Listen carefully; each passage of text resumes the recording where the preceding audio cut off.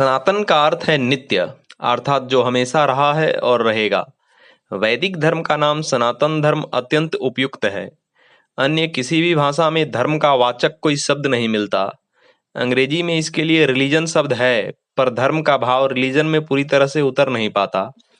Religion शब्द धर्म के उस भाव को लिए हुए है जो बहुत सीमित और संकुचित है, पर सनातन धर्म इतना विशाल है कि इसमें हमारे इस जन्म के ही नहीं अपितु पूर्व जन्म और भविष्य जन्म के सभी विषयों और परिणामों का पूर्णतया समावेश हो जाता है।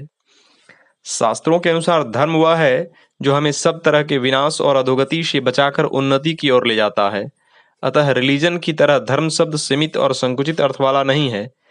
वेद केवल पारलौकिक सुख प्राप्ति का मार्ग बताकर ही नहीं रह जाते, अपितु इस लोक में सर्वांगीण उन्नति और समृद्धि के पथ का भी प्रदर्शन करते हैं। सनातन धर्म को छोड़कर और सभी धर्मों को दो भागों में बांटा जा सकता है। एक वे धर्म जो पूर्व काल में थे पर अब विद्यमान नहीं है।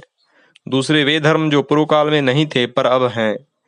पर सनातन धर्म इन दोनों में ही नहीं आता, क्योंकि यह धर्म अन्य धर्मों के जन्म से भी पूर्व विद्यमान था और अब भी विद्यमान है। सृष्टि की उत्पत्ति के समय से लेकर सृष्टि प्रलय तक यह विद्यमान रहता है।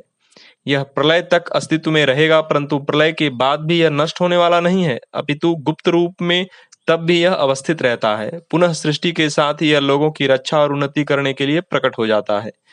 इसका अर्थ यह नहीं कि दूसरे धर्म झूठे हैं, बल्कि सभी धर्म किसी न किसी रूप में उस अंतिम लक्ष्य तक मनुष्य को पहुंचाते ही हैं, पर वे किसी व्यक्ति विशेष के द्वारा स्थापित होने के कारण समय के साथ नष्ट भी हो जाते हैं।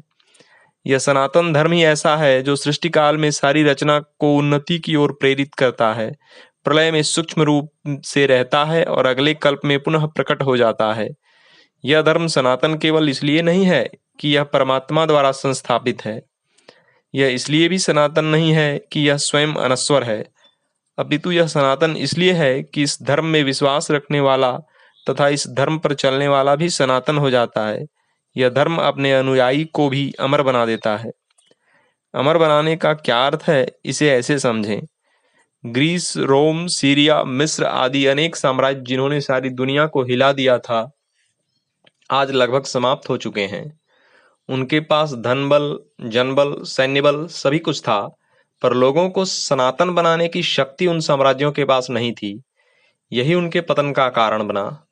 पर हमारे भारत के पास सनातन की शक्ति थी, तभी तो इतने विदेशी आक्रांताओं ने हमारे धर्म, हमारी संस्कृति पर अनेकों हमले किए, पर हमें या हमारे धर्म को पूर्णतः नष्ट नहीं कर पाए।